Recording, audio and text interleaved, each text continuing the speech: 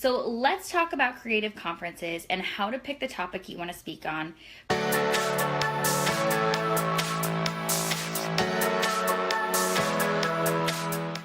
So today's episode of Just Ask Jess, we are answering the question, what topic should I be speaking on at creative conferences if I have a B2C business? And if you are new here, my name is Jessica Rasdall. I'm a motivational speaker and public speaking strategist for creatives. And every week I am here answering your questions live on how to add speaking to your creative business. So let's talk about creative conferences and how to pick the topic you want to speak on, particularly if you have a business that doesn't serve other business owners. So for today's topic, let's use the wedding industry as an example. So I would say, for example, that you are a florist. You're a florist and you're wanting to speak at creative conferences, particularly in the wedding industry. Now, first thing that comes to mind, I'm sure, is that you want to speak on your work and your experience as a florist. But if the audience there is other business owners, you're probably thinking, that's great, I'm really equipped to speak on this, but how is this going to help me grow my business? How am I going to get new clients or add new revenue to my business if the audience isn't my ideal client? So I want you to think about this in a very different way, right? The audience may not be your bride, your future bride. Hey, it would be awesome if there's a future bride in that audience for you. But the reality is most of that audience is probably your peers, other business owners in the wedding industry who you connect with, maybe online or at industry events, other florists, wedding planners, maybe stationers, caterers, anything like that. You're looking at other creatives just like you who are looking to learn and grow their business and network. So yeah, maybe teaching them how to make that beautiful bouquet or centerpiece isn't going to be the most valuable thing for them. So, and it's definitely not going to add you a new bride to your business. So we need to think about this in a different way. Side note here though, if you are a B2C business, meaning that you don't serve other creatives, you serve the customers, but you offer mentoring or consulting for other business owners, this does not apply to you. That would be a B2B portion of your business. I'm talking about the B2C side of your business where you are serving your brides. So for that side of the business, if you do consulting as a part of your business revenue stream, just anything that we've talked about on B2B, I want you to apply that. But for this, a little bit different. So I want you to think about all those peers in the audience, the wedding planners and the caterers. How valuable are they to your business? Are those relationships really important at helping you bring in new brides and building that referral network for you?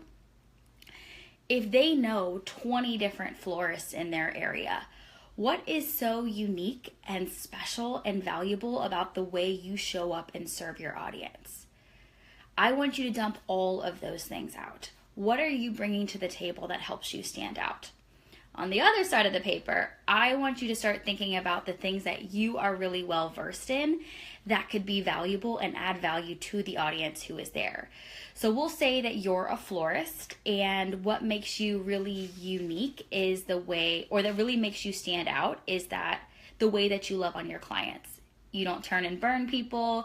Nobody's on a roster that when you're working with a new client, they're part of your family. You know everything about them. You can make decisions without them there if you have to, and they're inviting you to the baby shower. You guys are just super close. Now, that's really important for these wedding planners in the audience to know, because if they treat their brides the same way, you're going to be the first person that they think about if you share that. Because they're going to think, okay, my bride, I love her, I take her under my wing, I care for her. I want to make sure that the florist we work with does the same. So we want to make sure that you're highlighting that in your presentation. So we've identified that part. Now what can you teach on or educate on at this event that's going to be valuable for the other people in your industry? So I want to know, maybe there's other people there who want to learn how to do just that. What makes your process so unique that you're able to treat your clients, give them that over-the-top service? Is it the way that you onboard them? Is it the systems that you're using? Is it your follow-up process? What is going on behind the scenes that's helping you execute that? I want you to teach that. I want you to teach that and use your business as the example. This is not only going to allow you to serve that audience in a much bigger way, but it's going to allow you to showcase that unique factor for you to help you build those strong friender relationships with your peers so that when they're looking for that florist like you, you're the first person that they think about.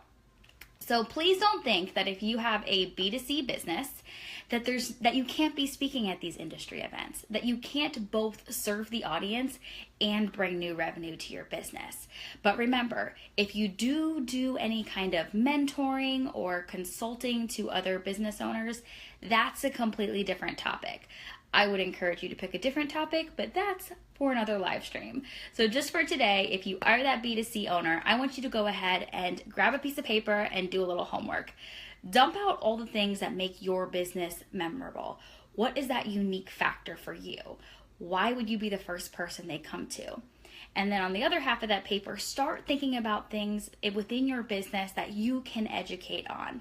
What is going to be the most valuable thing to that audience you're speaking to? Sound good?